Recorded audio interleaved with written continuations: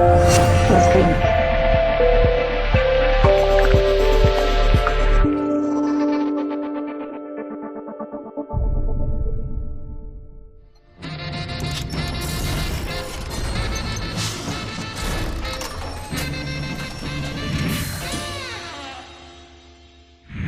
Fala galera, bem-vindos a mais um Parada Nerd. Galera, como vocês podem ver, tá um cenário bem diferente aqui, até porque eu quero tornar essa interação um pouco mais casual.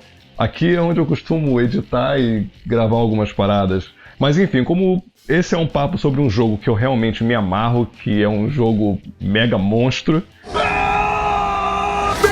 sem dúvida é um dos jogos que mais fez a minha infância e, cara, com certeza mais me divertiu.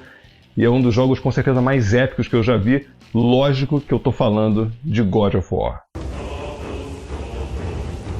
My vengeance ends now.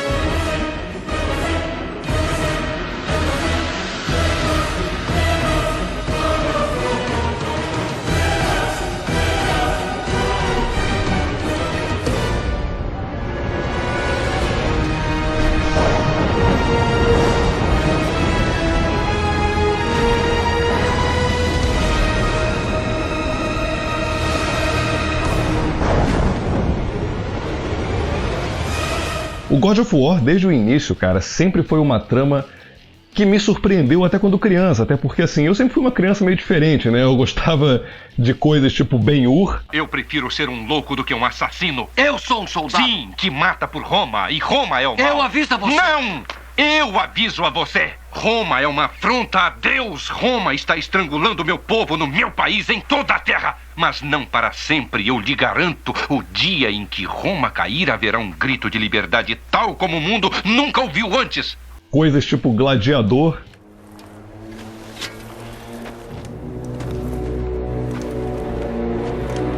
Meu nome é Máximos Décimos Meridius, comandante dos Exércitos do Norte, general da Legião Félix, servo leal do verdadeiro imperador Marcos Aurelius, pai de um filho assassinado, marido de uma esposa assassinada, e terei minha vingança, nesta vida ou na próxima.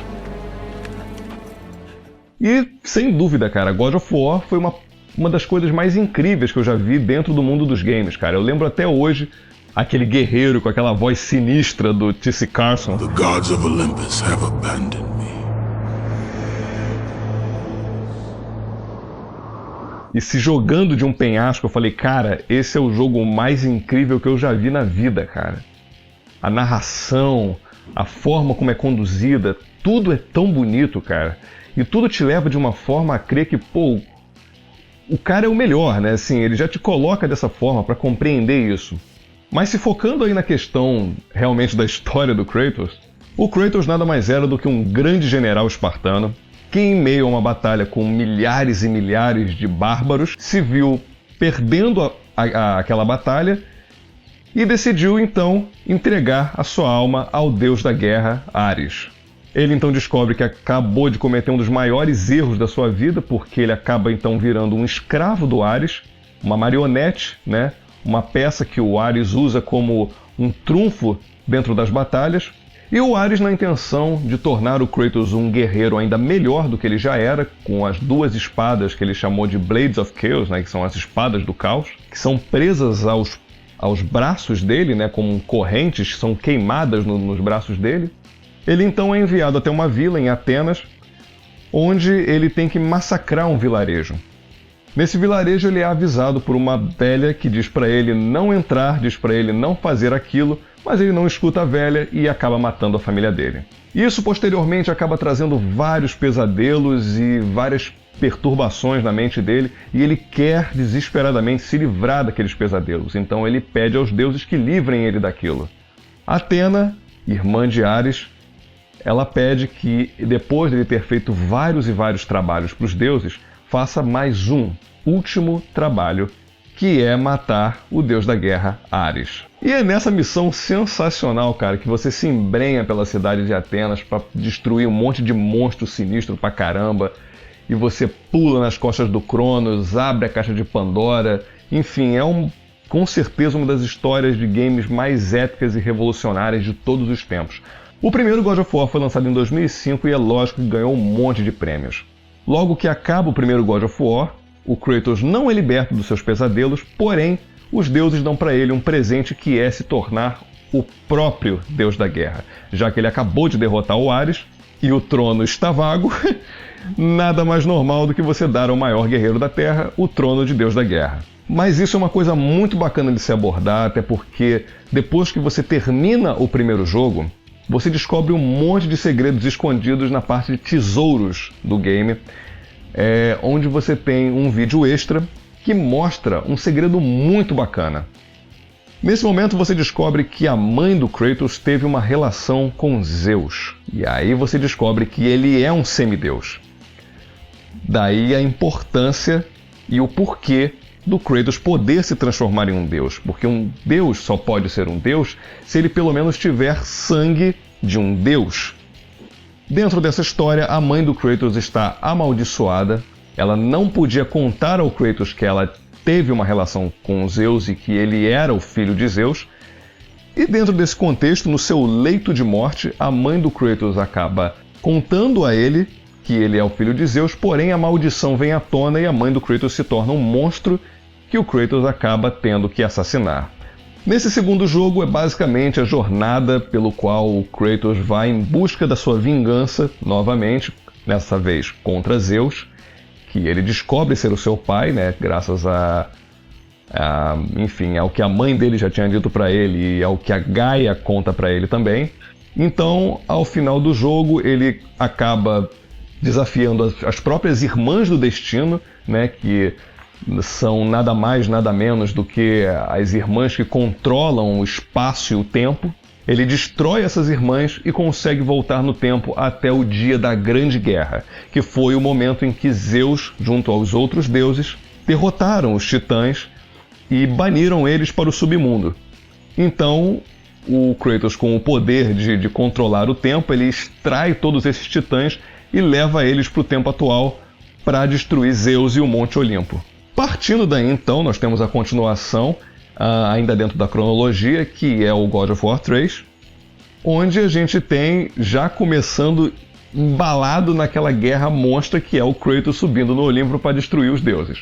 Até hoje eu me lembro, cara, da cena de você ver o Zeus junto aos outros deuses, né, que é o Hélios, o Hades, em cima lá do Monte Olimpo, olhando e as trilhas sonoras sempre muito bem trabalhadas. Isso é uma das coisas com certeza mais memoráveis dentro de God of War. As trilhas não são trilhas comuns, não são trilhas banais, né? São trilhas muito bem trabalhadas a níveis cinematográficos, né? Do que a gente costuma ver de repente num filme de Stanley Kubrick, né? Ou num filme de Martin Scorsese, algo grande e memorável, né? Eu tive a oportunidade recentemente no PlayStation 4 de jogar novamente esse jogo e ter o meu momento de nostalgia, que de certa forma para mim foi ótimo, apesar de que eu tenho umas ressalvas contra essa versão remasterizada do God of War 3, que tem alguns bugs aí que para mim foram meio complicados. Porém, isso não estragou muito a minha experiência de voltar a ver o Kratos, que é um personagem que eu gosto pra caramba, apesar dele ser realmente um baita de um babaca dentro do jogo, né? Porque ele não se importa com nada nem ninguém, ele não é nem um pouco altruísta, né? Ele só se importa com a visão dele. com a forma de querer vingança contra os Zeus e, tipo, nada nem ninguém, ele não se importa de ter que destruir ou de passar por cima de pessoas inocentes para poder chegar até aquele objetivo. Mas ainda assim, eu sempre gostei muito da visão do personagem do Kratos por causa dessa questão mitológica que também eu sempre fui fã, como é o caso também da participação sensacional do Hércules dentro do jogo, que é maravilhosamente dublado pelo Kevin Sorbo, que é o grande Hércules da série de TV que a gente tanto assistiu na Record. E para mim, sem dúvida, a parte que eu tenho como favorita dentro desse jogo é o embate dos dois, mostrando uma forte inveja do Hércules para com o Kratos, porque é como se o Kratos fosse o filho favorito de Zeus por ter ganho o título de Deus da Guerra e por ter realizado os maiores trabalhos, né, dentro do que o Hércules concebe como grandes trabalhos, né? Mas sem dúvida essa é uma das minhas partes favoritas dentro do jogo, cara. Eu deixo ela sempre reservada como algo que eu possa voltar ali só para jogar aquela parte dentro do jogo. Eu sempre faço isso. Resumindo no contexto geral do jogo, o Kratos é traído mais uma vez, dessa vez pelos Titãs. A Gaia mostra que só estava querendo usar ele como um peão dentro da guerra entre os deuses e os Titãs. E, novamente, o Kratos já está contra todo mundo, não só contra os deuses, mas também contra os Titãs. Nesse jogo eu achei uma coisa muito interessante, né, que foi a questão da Athena voltar, né, porque o Kratos acaba matando ela no God of War 2, tentando matar os Zeus, ele acaba matando ela. Só que ela volta como uma espécie de espectro. Um espectro que teve uma visão além do que ela poderia fazer com aquele mundo, né? E ela tenta manipular o Kratos de forma que ele derrote Zeus e entregue a ela o poder que estava dentro da Caixa de Pandora, que no final é descoberto e analisado como uma espécie de esperança, né? O poder da esperança foi o que deu ao Kratos o poder de matar os Zeus. E a Athena queria esse poder para poder dominar o mundo, né? Ela acaba se revelando o grande vilão dentro da história e o Kratos acaba meio que cometendo o único ato altruísta dentro de 3 jogos. Ou, no caso, 5, né? Se você contar os do PSP, que foi o Chains of Olympus e o Ghost of Sparta, que eu assim, não tenho muito para comentar desses 2 jogos, até porque assim, eles são jogos até que bem rápidos da série. Não são ruins, são ótimos jogos. Eu aconselho também para vocês pra caramba de jogarem. É um complemento legal. O Chains of Olympus como uma forma de você entender os trabalhos que o Kratos fez antes, né, do God of War 1. E o Ghost of Sparta para você entender essa relação entre ele e a mãe dele, né? Essa vingança que o Kratos acabou nutrindo por causa da morte da mãe dele e também por causa do irmão dele, né? Que é o Deimos, o irmão que foi condenado por ter a marca, né? Porque desde o início Zeus já sabia que uma criança marcada ia tirar ele do trono do Olimpo. Essa criança acabou sendo o Deimos, que foi o irmão sequestrado do Kratos pelo Ares e pela Athena. Mas voltando à questão do God of War 3, o Kratos ele acaba cometendo a ação mais nobre, que foi entregar a esperança ao mundo. Ele pega a Blade of Olympus e meio que se empala com ela, né? E libera toda aquela energia que tem dentro dele para o mundo. A Athena diz claramente, né, que aquilo era para ser dela e que os outros não vão saber o que fazer com aquilo. Saber o que fazer com aquilo é naturalmente a esperança, né? As pessoas não vão saber o que fazer com essa esperança. Daí então a Athena vai embora e nós acabamos tendo uma cena pós-crédito, né? Uma coisa meio à la Marvel, onde você vê o Kratos caído no chão, mas no final você vê o rastro de sangue e você também vê meio que desenhado na pedra o símbolo de uma fênix, que para logicamente todo mundo que conhece esse meio mitológico entende que a fênix é um símbolo de renascer, é um símbolo de voltar à vida. Então, todo mundo, logicamente, já aguardava um outro God of War. Daí, então, nós tivemos em 2013 o tão aguardado próximo God of War, que foi o God of War Ascension, que eu particularmente posso dizer que tive a grande honra de participar desse trabalho, onde eu também pude ganhar isso aqui, né? Que foi a versão Collection de todos os God of War, e essa estatueta da Sideshow maravilhosa, fora o fato, logicamente, de ter a honra de ter gravado no mesmo estúdio de dublagem onde os atores, né, do elenco do God of War gravaram também, né.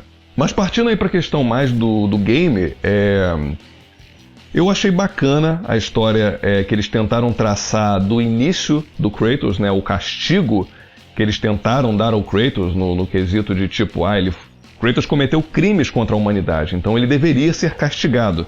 Então, ao início do jogo, você vê ele lá sendo acorrentado e torturado por uma das fúrias, e basicamente o jogo inteiro se passa nessa luta do Kratos contra as fúrias para tentar escapar daquela fortaleza gigantesca que é meio que um titã, né, que é o Hecatoncheires.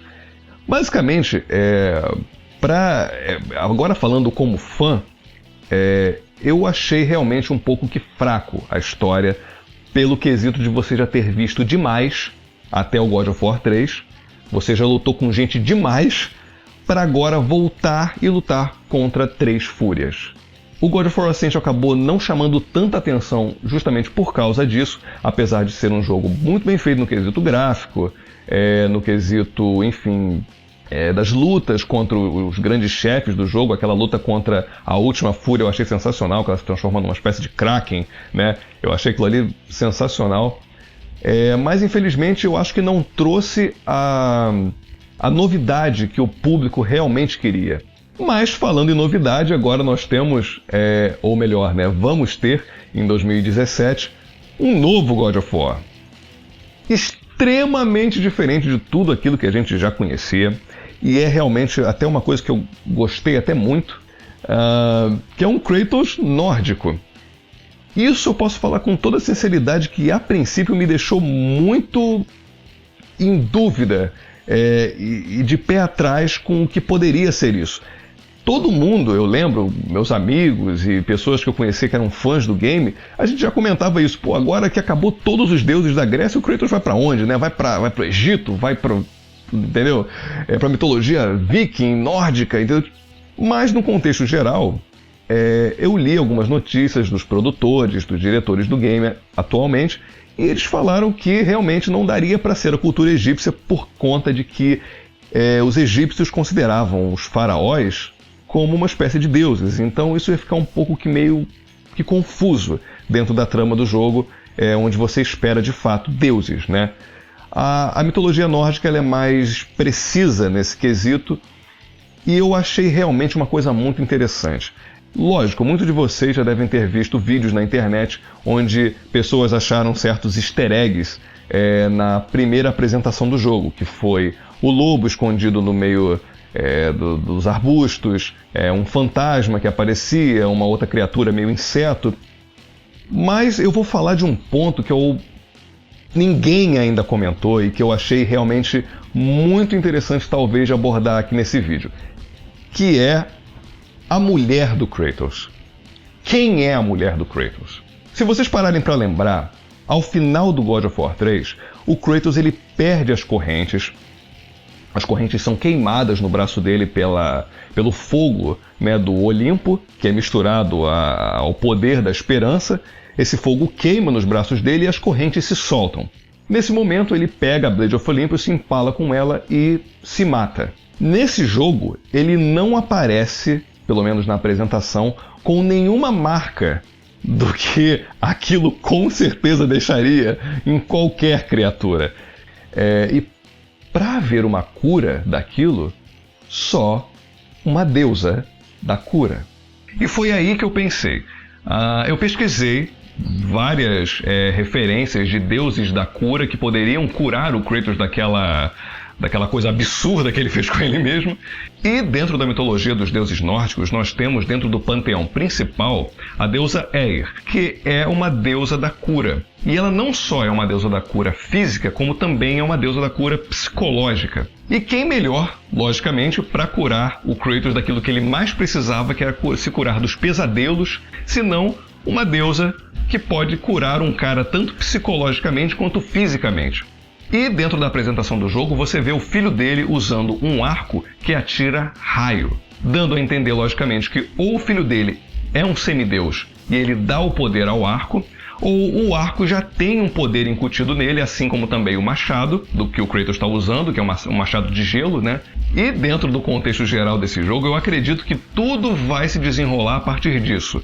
O Kratos se envolveu com uma deusa do panteão principal, o Odin, com medo disso, vai querer destruir o filho do Kratos. E aí vai ser essa jornada em busca do Kratos querer salvar o filho dele das garras dos deuses nórdicos, que vão provavelmente tentar matar esse filho do Kratos por ele ser uma espécie de ameaça, né, pro panteão de deuses asgardianos, né? E eu acho bacana esse toque Last of Us, que é com certeza algo que tá na cara que eles tentaram fazer, que já funcionou no Last of Us e vai funcionar nesse God of War, eu tenho certeza. E fora o fato também do diretor que trabalhou no segundo jogo, que é o meu preferido, está trabalhando nesse jogo também. Então, cara, eu acho que tem tudo para dar certo. Então, realmente, eu espero demais desse jogo. Galera, é isso. Eu espero que vocês tenham gostado desse vídeo. Eu sei que eu tô muito tempo sem vir aqui fazer vídeo pra vocês, mas é que realmente eu fico muito enrolado com dublagem e eu acabo não conseguindo chegar aqui pra gravar isso. Mas vocês podem ter certeza que, como agora eu tô mais tranquilo e eu consegui terminar isso aqui, que era o meu home studio, para poder gravar mais rápido e editar mais rápido também, vocês vão ter mais vídeos no canal, tá bom? Valeu, galera. Grande abraço e até mais.